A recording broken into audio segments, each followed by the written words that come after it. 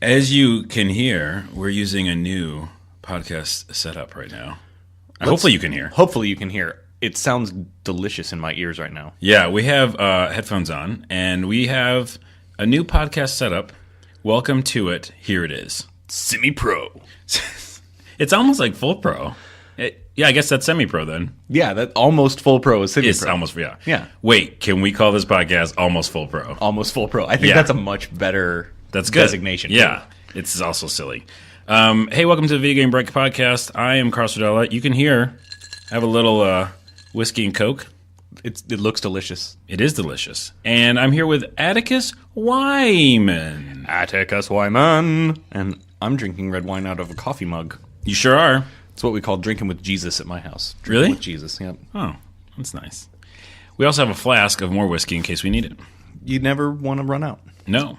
Especially with headphones and sounds like this. Buttery in my ear holes. So it might just sound like good to you guys, but to us in headphones, it sounds buttery smooth. Yeah, we might come back to that issue later on just because of how good it sounds. Yeah, we might. We might have to revisit.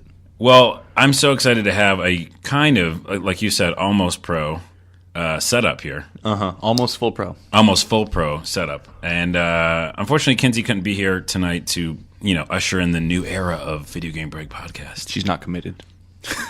No, she was committed to something else. Oh, well, Yeah, commitments. They happen. But no, she'll be back next week. We're actually doing 2 episodes next week to get caught up for Thanksgiving. Got to take that time off. Yeah, so we'll do a couple next week, and we'll release one next week as well as in the Thanksgiving week. And gobble, gobble. Gobble, gobble. But we have a lot of things to talk about today, and let's get started with what we're playing, which I feel like we should do music for that. Right. Playing games, we don't play them games. What you talking about? Talk about it now. Okay, that's it. Yeah, thanks. So what are you playing, Atticus Wyman? I have been revisiting Fallout New Vegas. I started a new fella, and I've never played a Fallout game and done a melee thing, and I've been playing so much Skyrim that I was like, well, what if I just want to punch some people and hit them with big sticks? And it's been excellent. That's awesome. And I've been having a lot of fun. And I'm trying to, play a character and not just be the nice guy that I want to be all the time and do all of the missions. I'm just telling people, no, that sounds stupid, and I don't have any interest in that. So be a mean character?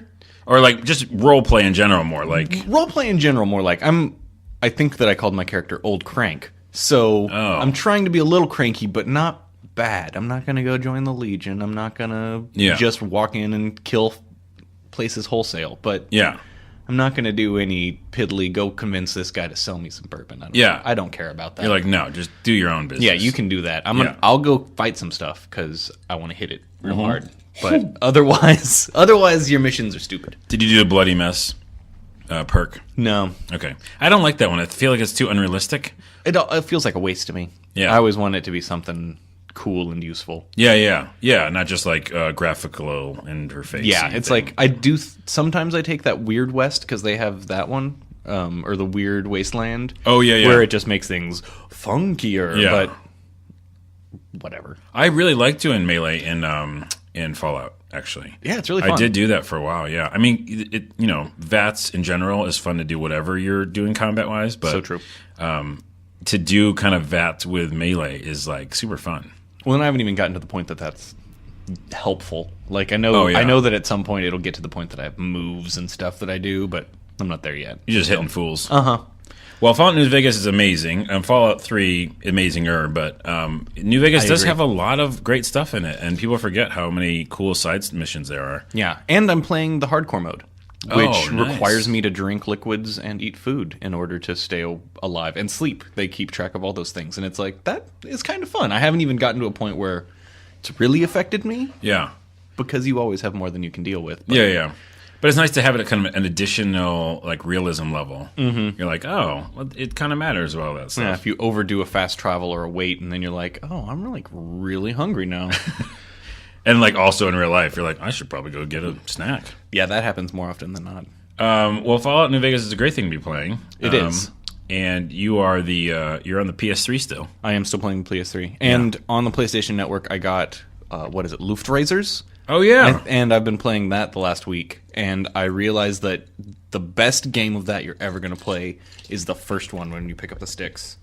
And then you play like 2 or 3, and then you are really sucking, and you just need to stop. And the next day you can come back, and your first sticks is going to be amazing. Yeah. And then you're going to do poorer and poorer. Why don't you explain to the audience if no one's ever played it?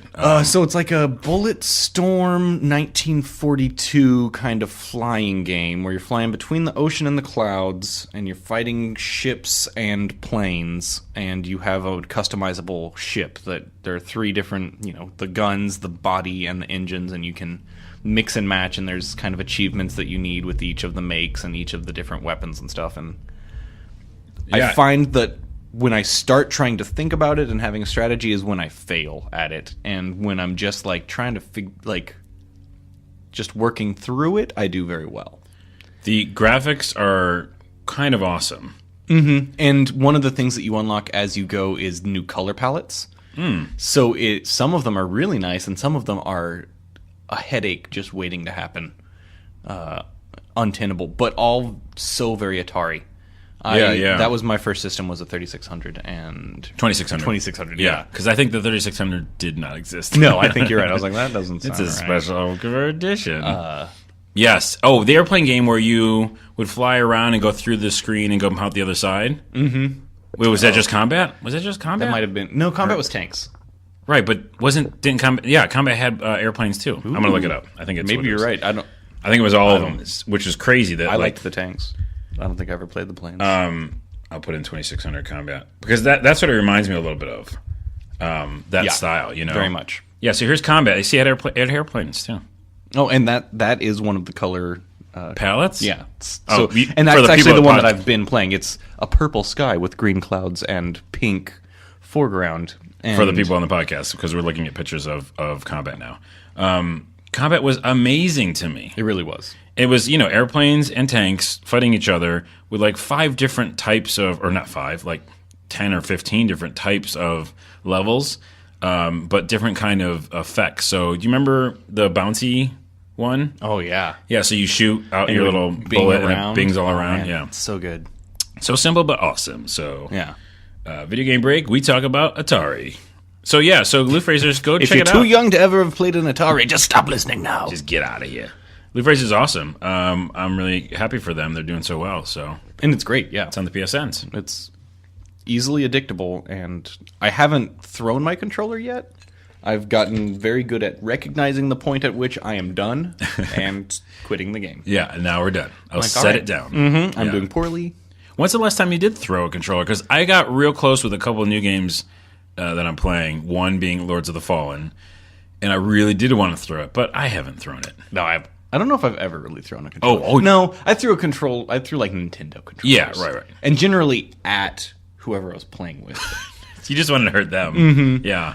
I had like sisters and cousins always walking in front of the TV. I used to blame anyone around me for my deaths playing video games. Why were you talking? Yeah. You made me die. I think I did an old show called Screen Tear, and we would look at videos, kind of like in Crazy Time Video Games, and which is another show I do on my YouTube channel, youtube.com/minilife. Minilife.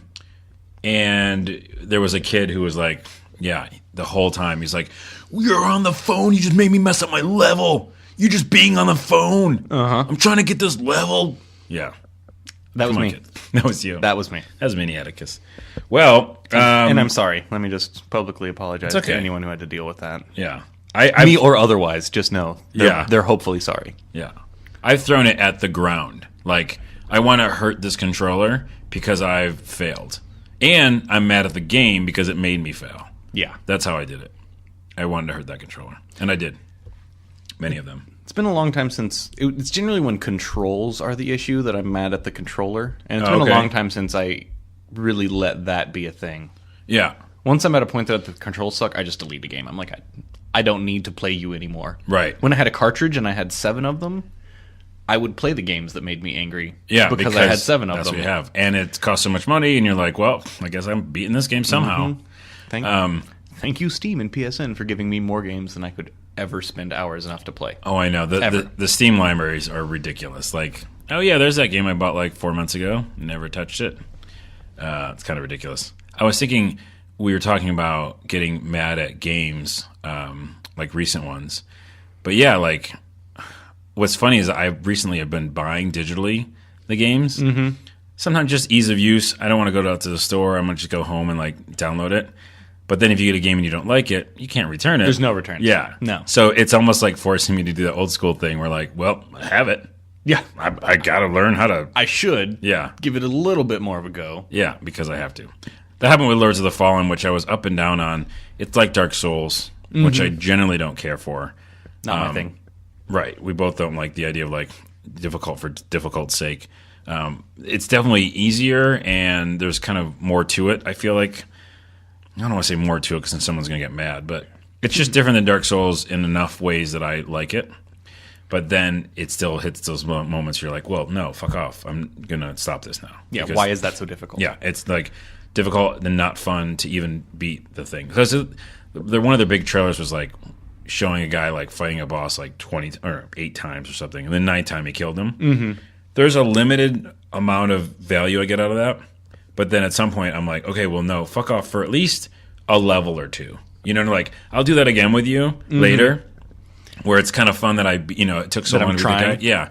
But, like, this game is full of bosses, so that happens more times than you want it to happen. Yeah, if it happens every, like, 35 minutes of gameplay, that is too often. Mm-hmm. I was playing a game recently that I got, like, an hour and a half in and got to, a scenario, and I played it probably 20 times and died and reloaded and then was like, all right, I'm playing on hard.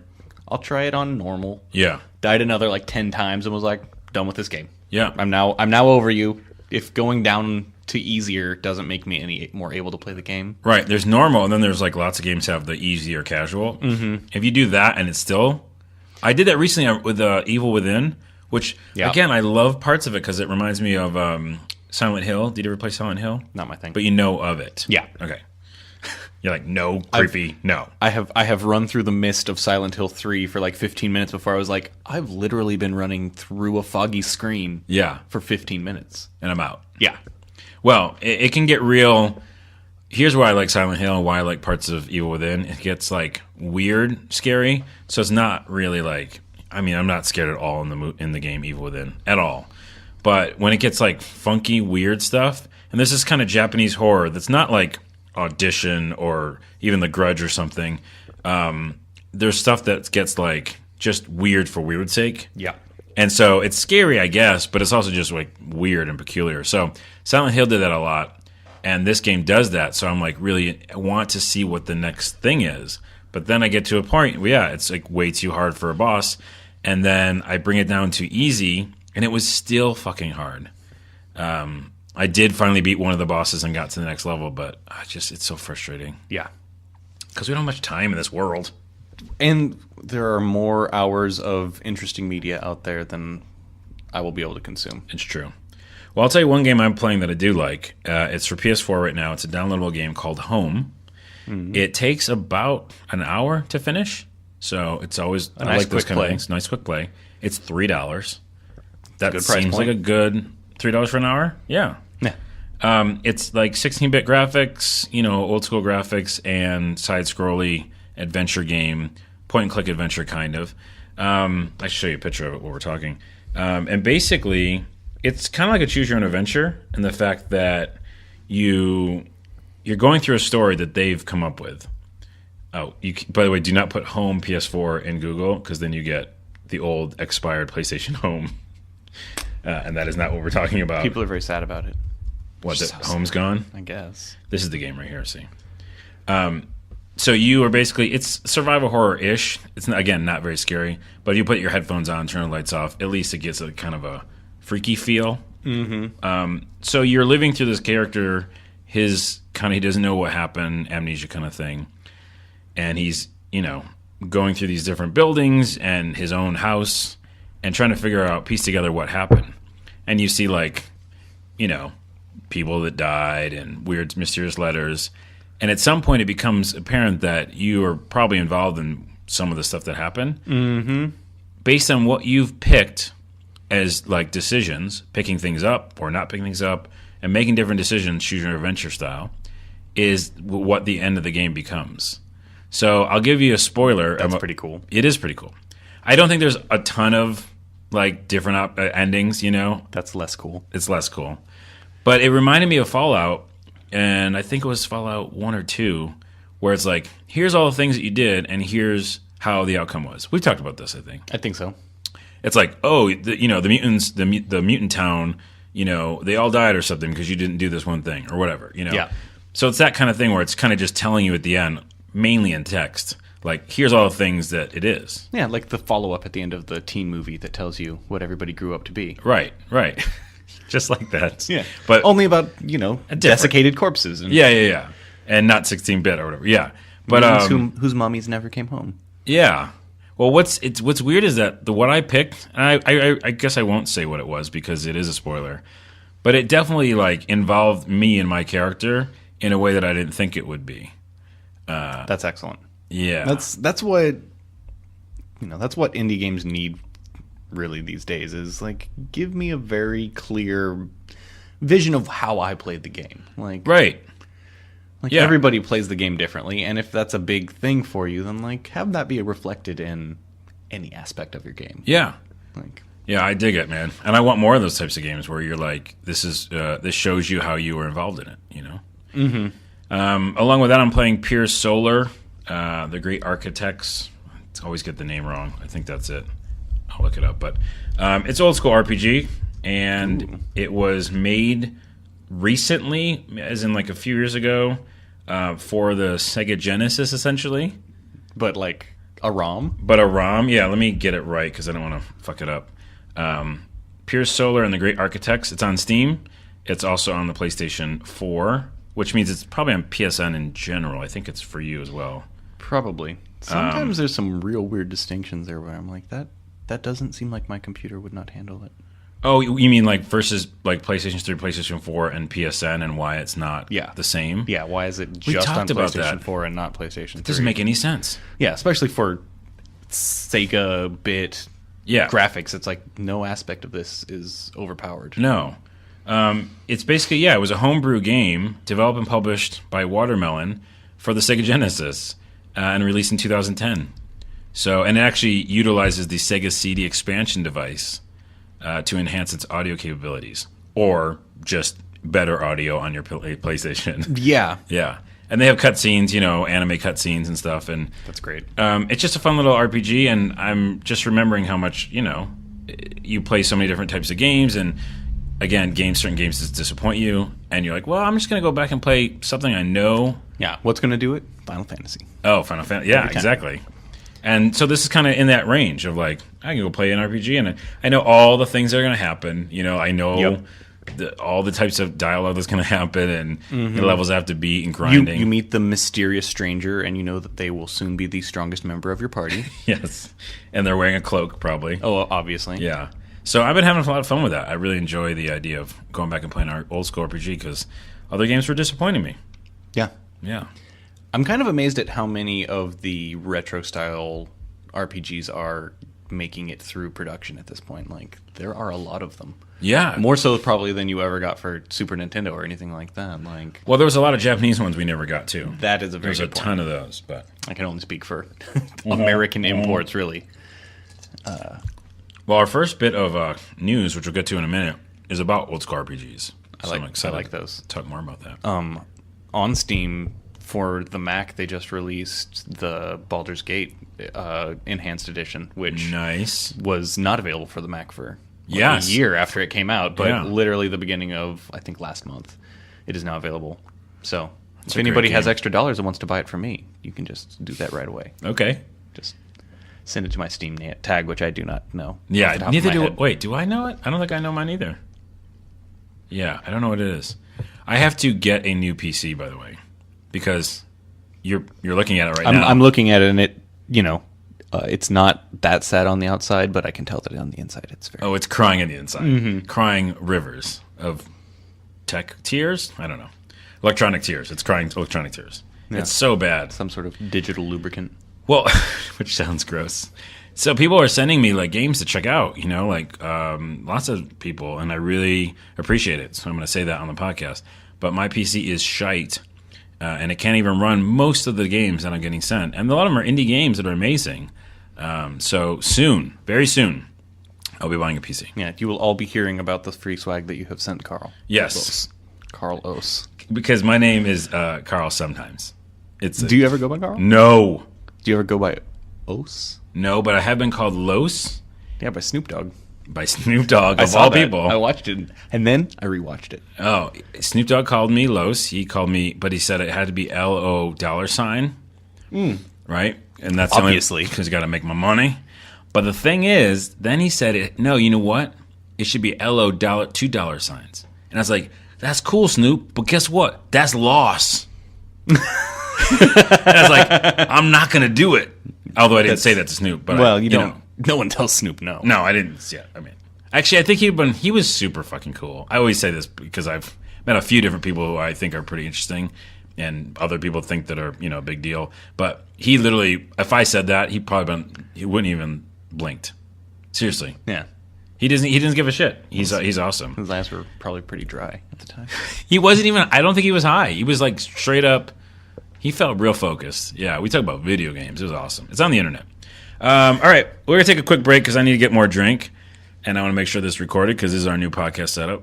We're pausing. We're gonna pause, and there'll be interlude music Interlude music. that we're not gonna provide, but will be put in after and post. It will come in later. Because whenever I say interlude music, someone usually just goes, I was about to, Yeah, but I was going right. to wait for a good cut point, and then I was going to start it. "Well, don't do it." Okay. Okay, and we're cut point. Scat, scat, scat, scat, scat, scat. You actually don't say the word scat when you scat. You're supposed to go boop, bop, beep, ba-doop. Yeah. Yeah. But that's Metascat. Okay, we're done.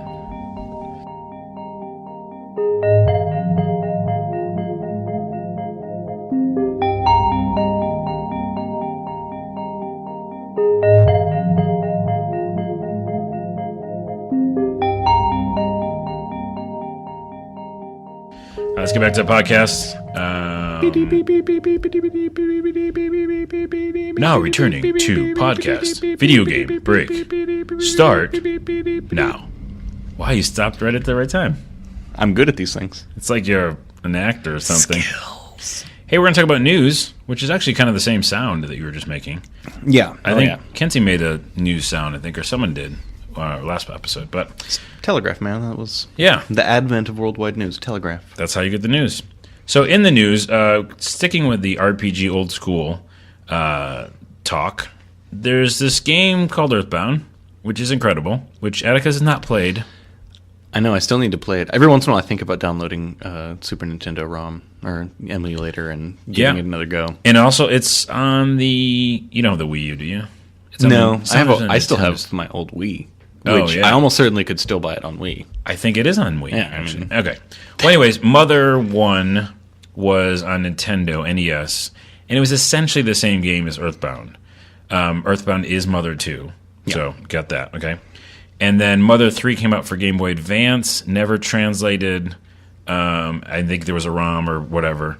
But in general, that one wasn't brought over, and we were all kind of pissy about it. Those greedy Japanese keeping all the good games for themselves. I don't know if it's that.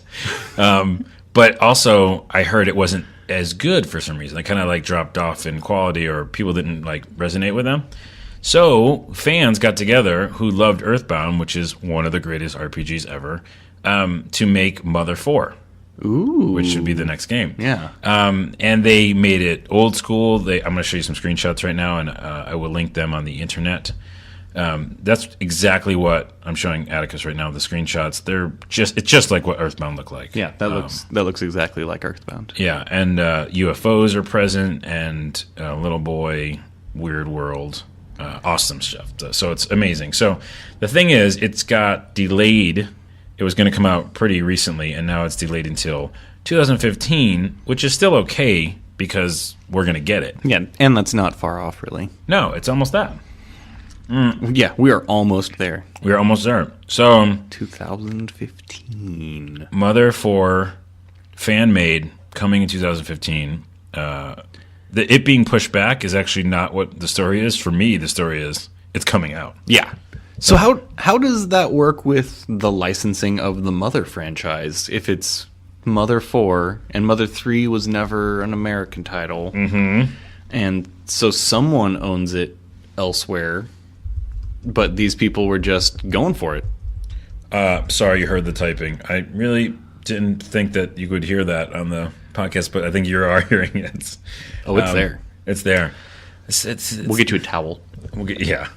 I just typed in like how did they make Mother 4 with like licensing or whatever, and it came up with How I Met Your Mother season 4. That's not the same thing. It's not a bad season though. Oh, here it is. Fans are making an unofficial Mother 4. Maybe we can find out why it's allowed, because like licensing, copyright. Let's see what they say. That's a thing I've been thinking about with my other creative endeavors that I've been. Oh yeah. 'Cause I'm like, who owns the rights to this? Yeah. Can I just do a thing?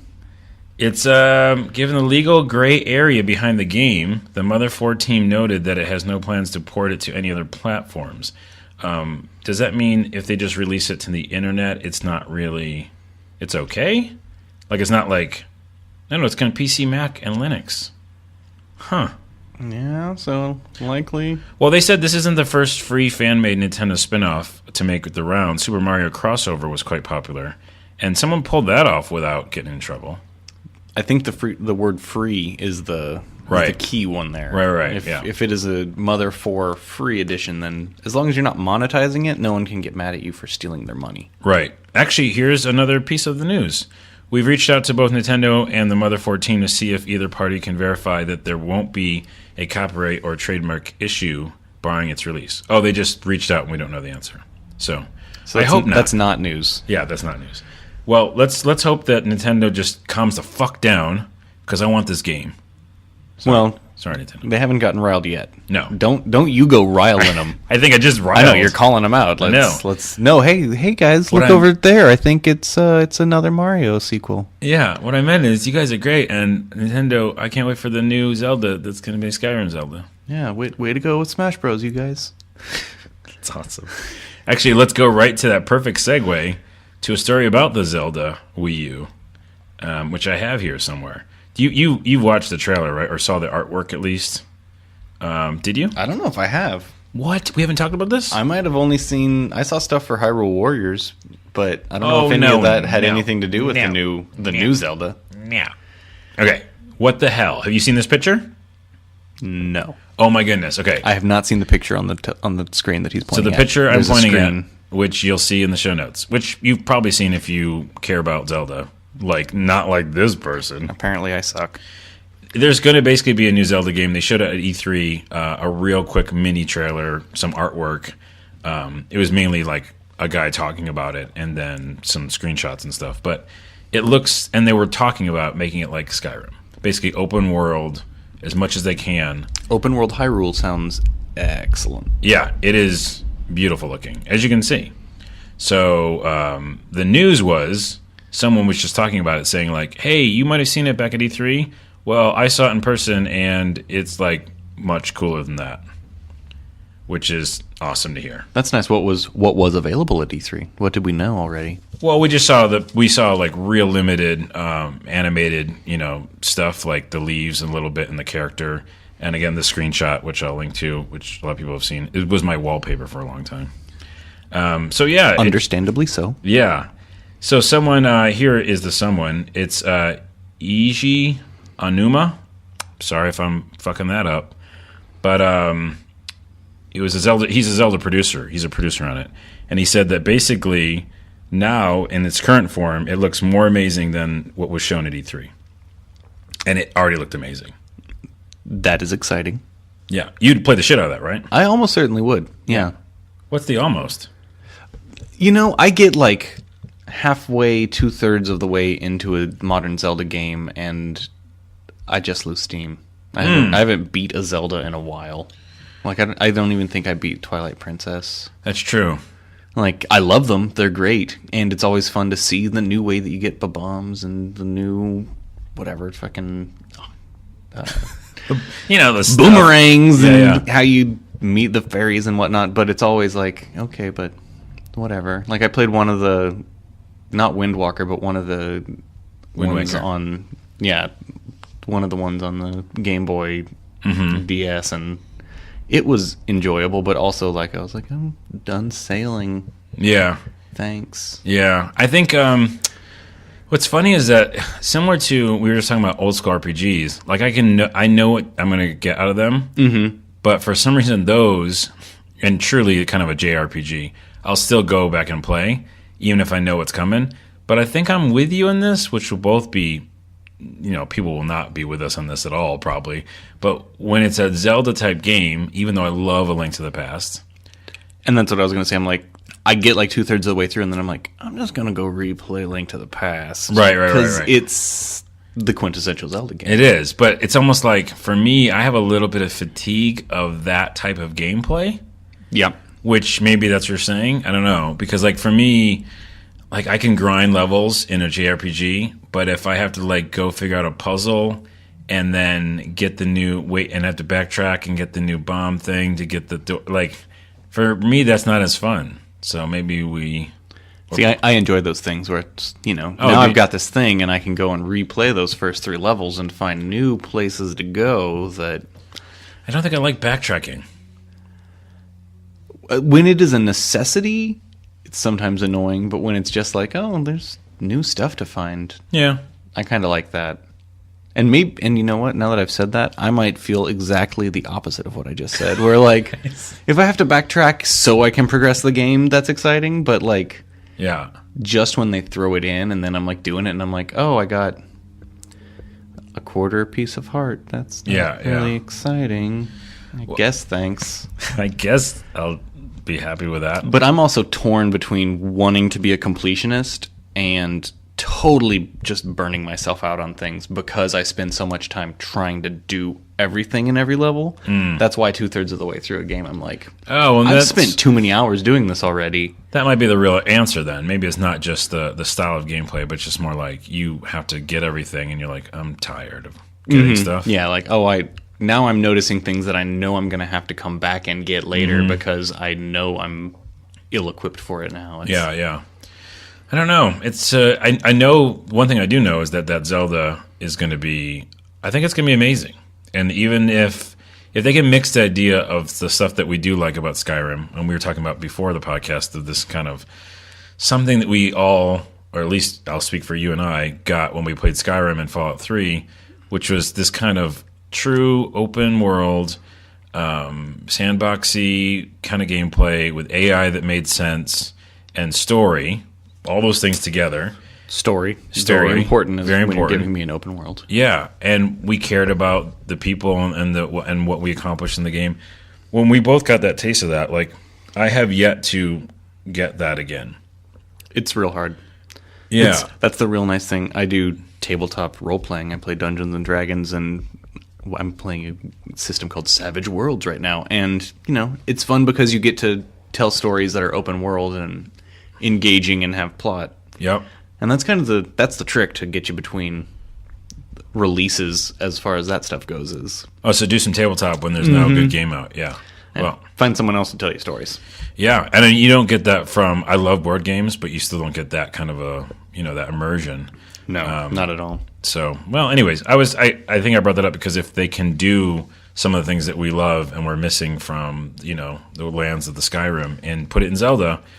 It's going to be great. Yeah. So stay tuned for that, and I guess it looks better than it did before. On to another piece of news.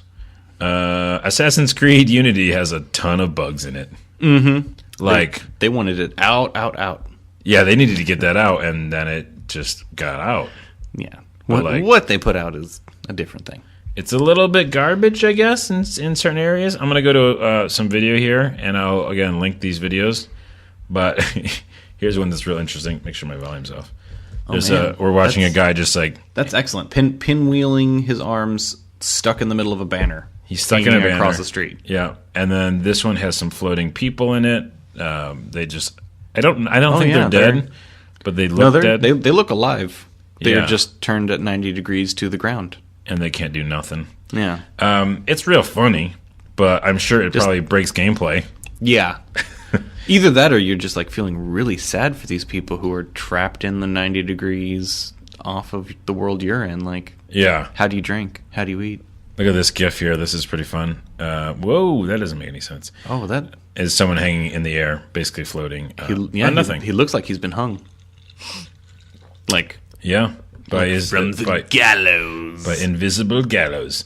Well, anyway, so Unity's out, and I just kind of brought it up because obviously there's issues. There's glitches in lots of games. I guess there's a ton in this one right now, but it's that whole thing about scheduling, and I just when I know when it's tied to a company and based on performance, and people have to have make money and et cetera, but at what cost when does this stop? When do we stop these? Like, hurry up and get this out there because this is going to happen.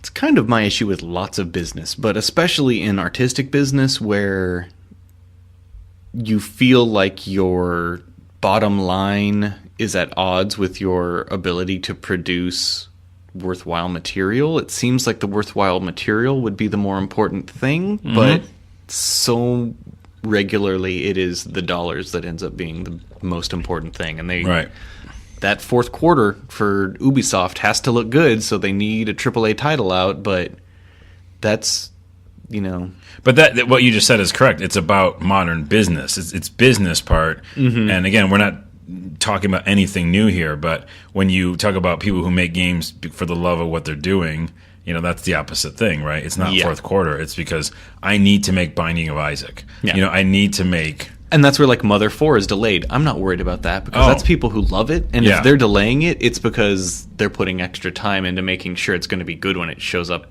on your computer. They're not going to send you a thing because they said November 15th. They're going to send you a thing because it's done and they're proud of it. And I'm glad you brought that up because it said that in that article, actually. It said, like, hey, we're going to put this back to bed for a minute. Not to bed, but, like, we're going to go back into, the editing part of it and say, get it 100% right because we know all of us want that game.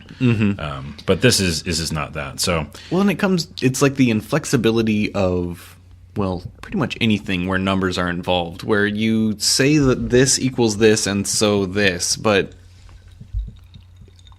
is it better to have put out the game now and have it suck? Right. And have people angry at you and be distrustful of your future product, or would it be better to wait and put something out that's going to knock their socks off every time? And there, we deal with this a little bit at Big Fish. And full disclosure, I work at Big Fish. I thought I mentioned that on the podcast, right? Yeah, not this one. So thank you. Not this particular bike.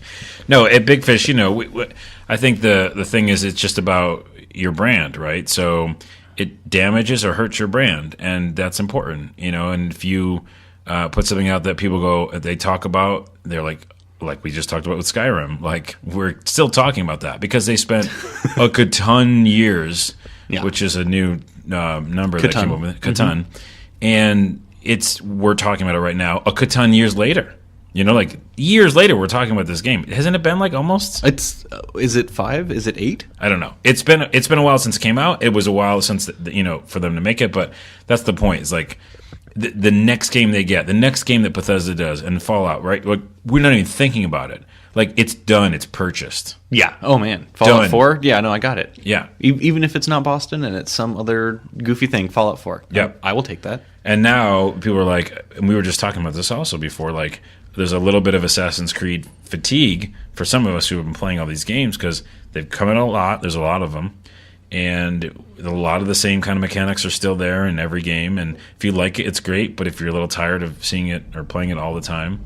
So you're saying the jumping off a building into the pile of hay. It's like how you can do that in many different eras and parts of the world.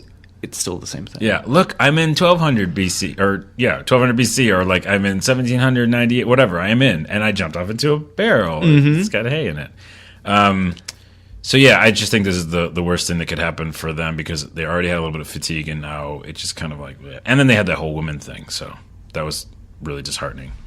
Here's a bunch of new characters, or 4 guys. That's it. There's no ladies. Yeah, well, just make a lady. It's okay. Women don't kill people viciously for social change. Who does that? I will say that they said they're addressing the problem with an upcoming patch, but then they said there's no time frame, which is, I feel like maybe put a time frame. Just maybe. Patches do make a lot of things better. They can, yeah. Kind of the reliance on them is sometimes real frustrating. Like, it feels like Destiny's relying really heavily on them from all the things I see and all of the complaints that I hear people levy against it. It seems like they're at least trying and changing, and we get these dynamic games that do change. And, you know, I'm playing a game and it's, you know, alpha. I guess I'm playing Starbound. It's not alpha. It's past beta. Oh, even, yeah. but it's not a done game, and I regularly log on and things are different and evolving, and I'm like, oh, that's cool. Like, I was playing today and now it rains places and the water gathers.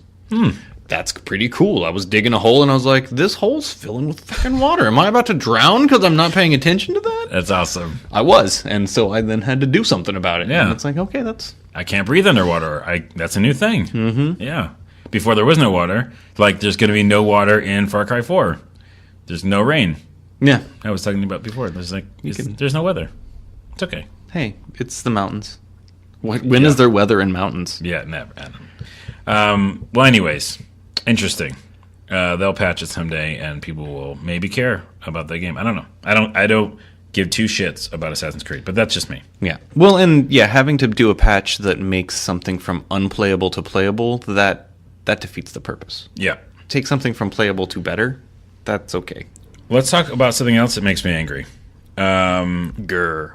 This is something that's on an article on Touch Arcade, which is a great website, actually. And they call it, I love the headline, "This is why we can't have nice things, : 1-star reviews flood Monument Valley following paid expansion release." So Monument Valley is an amazing game. Fun, simple, incredible. It's on the App Store. It's awesome. And then they decided to make some DLC and put it out for money. For fuck's sake. Oh my goodness. They're trying to make some money. And yeah, and then all of a sudden they got all these 1-star reviews. People who like already downloaded the game and then went back and reviewed it because they were charging for this DLC. I brought it up just because, A, fuck off. Yeah, that seems a little bit whiny. It seems whiny. And also, it is why we can't have nice things because, you know, these developers made an incredible product. Which you liked. Which you liked. And we just talked about brand, right? So, yeah. like, you loved the brand. You talked about it. Critically acclaimed everywhere, right? Yeah, so they did a great job. They did a great job. So if they want to put out something, A, to allow them to keep making stuff. Yeah, and it's way different to offer DLC that adds expanded content and new storyline and ask for money for it, rather than if they had put in a patch that then was like, all right, so that game that you played and liked for 5 stars, now it's a little bit different where there's some pay-to-play options and some other ways to beat the game better or faster or looking differently. Right. Rather than here is a whole new aspect to the game. Here is part 2. It's essentially the sequel to the game that they're like, well, you liked the first one, give us $2 for the sequel. It was $3.99. That's not bad. It's not bad. $4 is a pretty reasonable... I just paid $4 for an hour experience on my PS4. People pay $9.99 for iOS games all the time. All the time. Or $4.99 or whatever. And so, yeah, I think that $9.99 price point, that'll get people spending. Yeah. Although if it's not $10. I still hate that 99 bullshit. I really can't deal with it. The fact, you know what that says? That says that human beings are that fucking dumb. Yep. Yeah, I'm saying it out loud. We're stupid. We're You easily distracted. Real fucking dumb. And by the way, I'm putting myself in that category. Although, again, I feel like I don't succumb to that. But in general, it says like, you're going to buy this because of the 99 number. And that's it. It's crazy. I don't know if you've ever noticed when you look at gas prices, it's generally 9/10 of a cent. It's like $4.39 and 9/10 of a cent.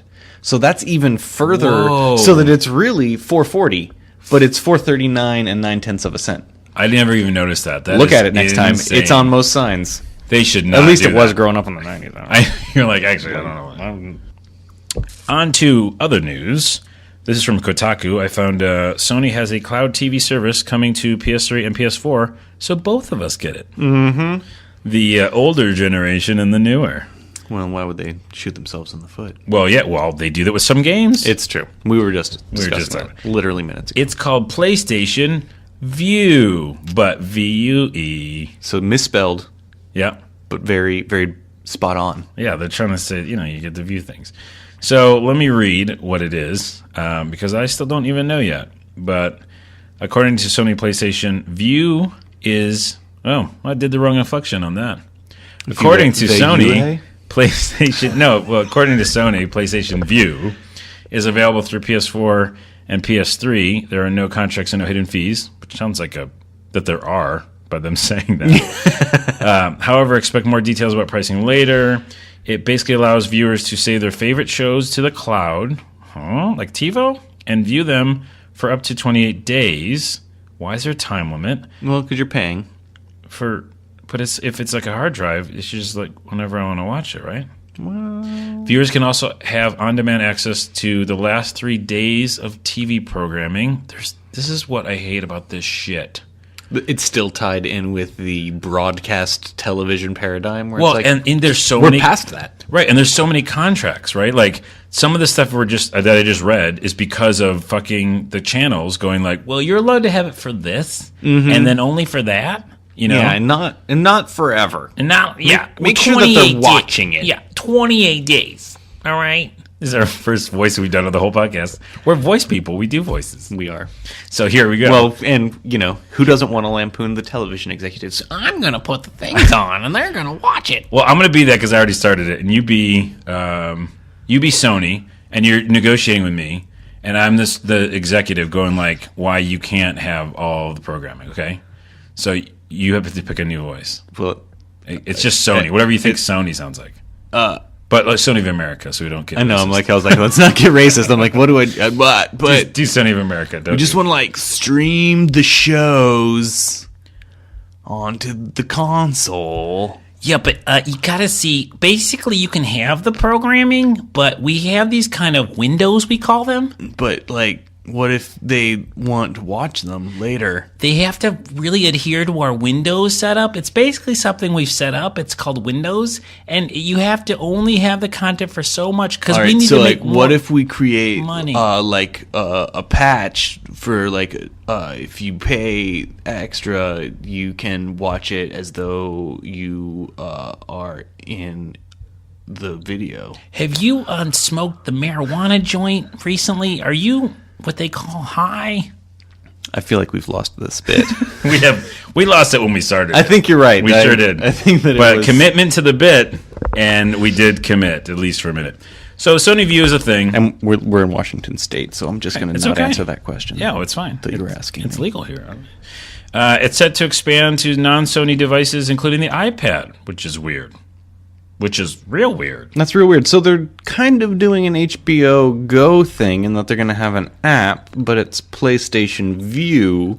Oh, jeez. And you seem to be buying individual programming that you then have a time frame in which to watch it. That all of those words are correct, and it will be CBS, Discovery, Fox, NBC, Scripps Network Interactive.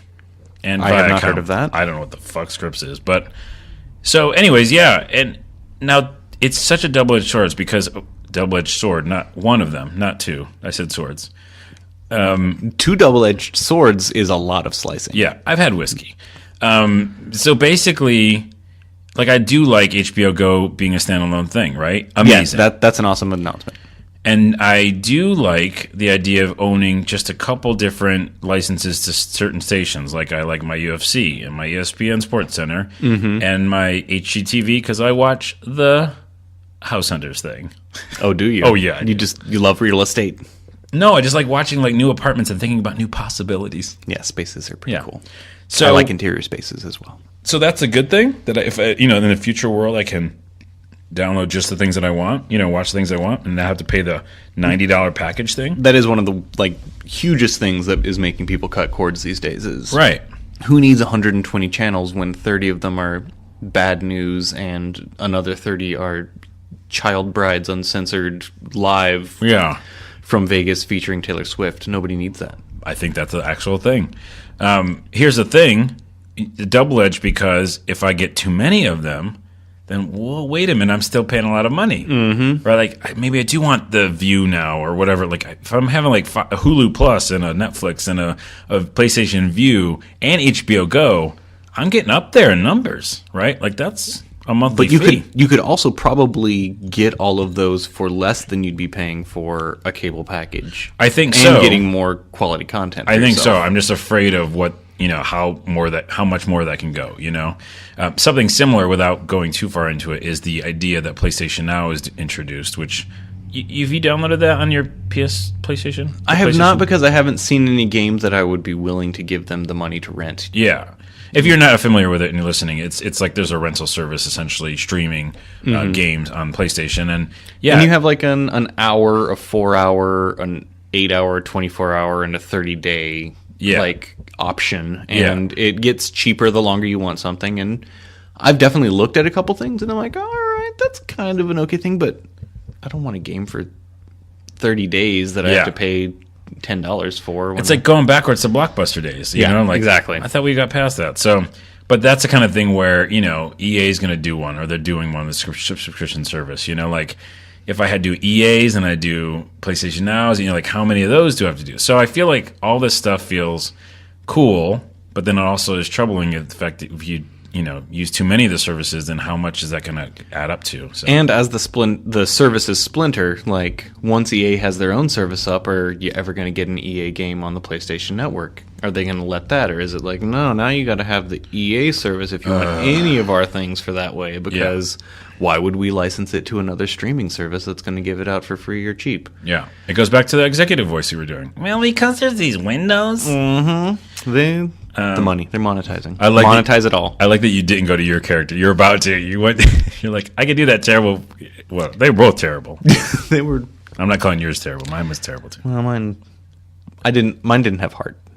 I didn't mind. thought you I got didn't behind him. feel mine. I was intellectually there. Okay, last story of the day, or of the day. Well, I guess of the week for us for the show. Japan Story ending. story. Japan's slightly depressing video game sales figures. This is also on Kotaku's.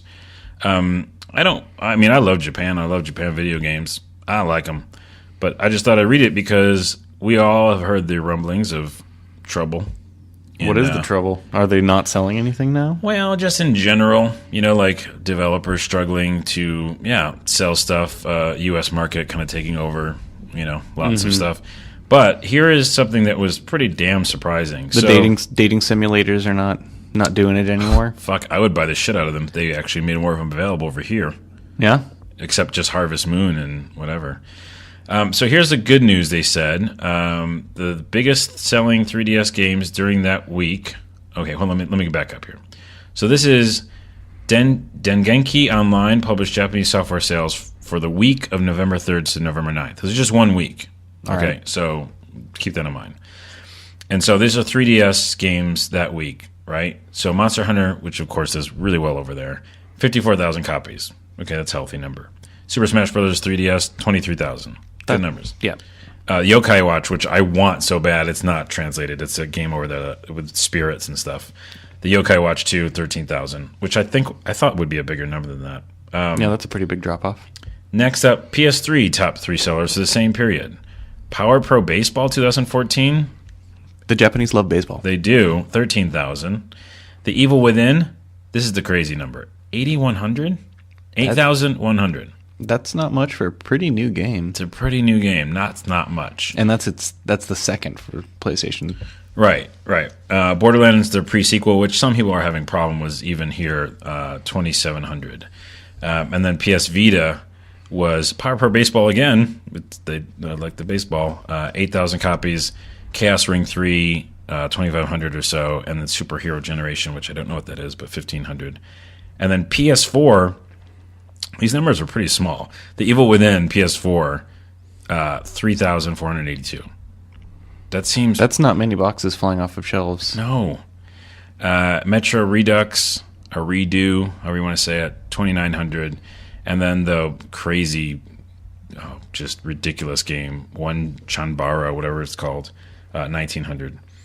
And then Wii U had basically like 3,000. What is One Chanbara that is so ridiculous that you just show you. Dismiss it? Well, because I don't know anything about this. Okay, One Chanbara. Let me find it. Google will know. Do that maybe images. So they had a infamous set up at It looks like there are lots of boobies in this game. or TGS, I believe it was TGS. Yeah, and they had like some crazy booth. I could probably do booth and show you. And it's, oh geez, I just lost it. What was it called? One Chambara. Oh geez. Sorry that you're hearing this. I didn't mean to. Tap sorry, it. type. I'm trying to type Tap lately. it. This is the booth they had. Those are giant Giant breasts for you to put your head into. that you put your head into in the nipple region Yeah. The areolas are. to watch the video game. That's That's why I said, oh, geez, one Chambara. Anyway, it didn't even sell very well. top 3. Top 3, but 1,900 copies. So hey, the idea here is they're not selling a lot of games or something. Yeah, without having looked at previous numbers, those numbers mean next to nothing for me. But I'm also thinking, like, where are those sales going? Is it just that everybody has a smartphone and so no one's spending money on the big money game system? I don't know. Well, it is a big, huge mobile community. They love their mobile games. So I have a feeling a lot of it's that. Yeah, because it seems like, they're saying that these video games, the big publisher AAA titles, are not selling there where someone's buying something. Yeah. Well, here's the thing. Here's the punchline of this whole article. The Xbox One, which the Japanese do not like. They're not a big fan. They do not care for that fucking system. Titanfall, the same week, 377 copies. That's not good. That's also like kind of an old game. Well, yeah, ish.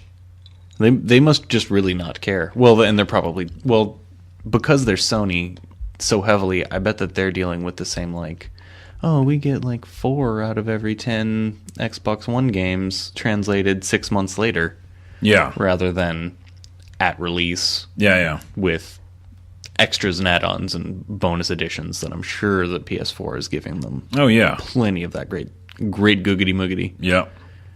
I don't know what it means. I just know that it's a story, and it's not really part of the same story where developers are having a hard time getting their games to be worldwide successes. It's just some other type of crossover not happening. Something missing there when it comes to the sales numbers. But anywho, we'll move on. And actually, that's it. That's all the news I had. I was going to say, as a global community of gamers, it's kind of amazing how few points of view are really well represented. Mm-hmm. You get lots of Japanese games, lots of American games, and then there's games from here and there elsewise that you just don't like. I don't feel like there's enough of them. Like what? When was the last time you saw a South American developer come out with something that was really spot on and culturally relevant to South America that gets sent elsewhere? When was the last time that South Africa had an amazing game? We see amazing. We got some good films out of there, but. Well, you know what? I'm looking this up right now, but Metro did pretty well, and that was Russian. Yep. Also based on Russian novels, I believe.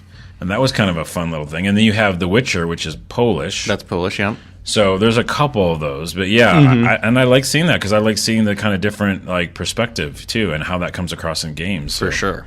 And I still love how Japanese, developers can think and have their own kind of versions of stuff. And so. Oh, for sure. Atticus and I are saying we want the whole world to make video games. Yeah. And we want to eat and play all of them. Yeah, show me a beautiful view of your world. VUE. Yeah, VUE. Yeah. Give me a VUE of, the things that you're thinking about in the parts of the world that I don't get to go to. Because I'm stuck in America. Stuck in America where I'm trying to get out of. Well, anyways, that's the thing. Food for thought. Maybe you'll comment on the post. We're going to be back next week. And like I said before, we're going to do another 2 podcasts next week. So we'll have one for Thanksgiving. So we will have one come out that week. You will not go without. But you could, because they did go without last week. Oh, man. Yeah, I feel real bad about that.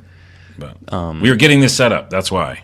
Yeah, this is beautiful, and you're going to hear our smooth, dulcet tones. You will, and you'll hear Henceforth. Kenzie's smooth dulcet tones next episode as well. Akis, thank you so much for being here. Where can people find you on the internet? I've had whiskey. Well, I'm on Twitter in that I have a handle, but the most you'll see from me on it is slap fights with my friend James, and I think I'm going to start hunting down who owns the intellectual property rights for some things that I like. And Okay. I'm going to do that on Twitter because that seems like the best way to ask people who I have no reason for them to answer me otherwise. I use that for that quite a bit. Yeah, so, but I am at Tickus Wyman on Twitter. I have a Facebook. You're welcome to friend me. If you don't seem like a total creepazoid, I will almost certainly welcome you in. So we're giving out Facebooks. I mean, should I do mine too? I don't know. Are you doing it? That's where I'm on the internet. All right. You want to meet people? And I don't really want to be there anymore. I mean, Yeah. We're talking about that. yeah, that's a whole different thing. That's a I'm whole different thing. too old for Facebook now. Yeah. Well, actually, some kids are too old for Facebook. Yeah. Meaning, like, they don't give a shit anymore. I Or heard am I too young for Facebook? Because my entire mother's generation is on there. that might be the actual That's way to go. also- Because I heard some teenager overheard somewhere, and it was like, yeah, that's from my parents. And I was like, oh, shit. Mm-hmm. He just said Facebook was for his parents. I'm on the Snapchats, and all the other stuff, Oh man, which is I look at that and it scares me. Well, I think it should. So you're on you're Atticus at the Twitters, and I guess people can find you on Facebook if they really want to. Yeah, if you've got issues with some of my opinions, or you feel like I'm a stupid person, Oh, you can tell me those things, and I will cry silently in home. Or you I can won't just- let you know anything about that. you could just say he's a great person too. I mean, I take all kinds of compliments Okay, very graciously, well that's gracious. of very you. graciously. You have a great world, VUE. Aww. I want to do that more often, and we should have done it more on the show. I'm ONAWA on the Twitter. It's Onawa. And by the way, it means wide awake in the Apache, Algonquin kind of thing. Yeah. No, they don't. They don't. Think that's it. They don't Yeah, say that. That's not a thing. That's not the right inflection. No. Although Apache's funny because I am Apache, and you can say Apache two different ways. One that sounds like a Native American, and one that sounds Japanese. So it's like Apache or Apache. See, and that's Native American. It's the second one. Yeah, or Apache. Apache Apache. or Apache. If you just want to throw some, wanna just do that. drop some Yeah. vowels. Also at Video Game Break on the Twitter. Yeah, check that out. Please, we got And videogamebreak.net. Video Game Break, not the website. It's a good looking website. Thanks. Yeah. We Well worked done. on it a little bit, and we'll be doing a lot more with that website in the new year, as they say. I've been swamped with work at Big Fish, which is incredible, and they're awesome, and I like doing the things that I'm doing. But I've had very little time to do work on anything besides this podcast, really. But please go there because there's a lot of fun stuff, and also our Facebook page, facebook.com/videogamebreak, where Core Bader, a buddy of mine who's been on this podcast, he actually good man. posts. He's a good man. Funny fella. By the way, if Atticus, if you want to post ever, I can probably post some things there. make you a admin-y guy. You should do that. I'll do that after Because this then I'll podcast. delete everything. There's nothing on our Facebook page anymore. But yeah, we have a lot of fun no random followers. stuff that gets posted there. So check that out. And what else? Also, just for funsies, go to youtube.com/bigfishgames. It's where I do all the other stuff that I do on the work time. Mm-hmm. And we have a new show called The Pond, which I quite like. And we talk about a lot of fun games. Get it? Fish pond. Pond, the fish. Yeah, you get it. And also, that's it. So with that, let's cheers and to the new podcast setup, which you can hear that. Thank you for listening. Good evening. NPR voice. So, Everything is so it's pretty good. beautiful. So I was thinking that we could keep talking. Up, down, Down, well, down. A, B. left, Oh, right. yeah, I Yes, missed it. Yeah. you're missing a I missed the stem. left and the right. Sweaty balls. Shreddy balls. I've made some balls. They're food. They're food balls. Eat them. Eat them in your tummy. Put them in your tummy. Yummy. Yummy tummy. Tummy. Yummy tummy. VGB.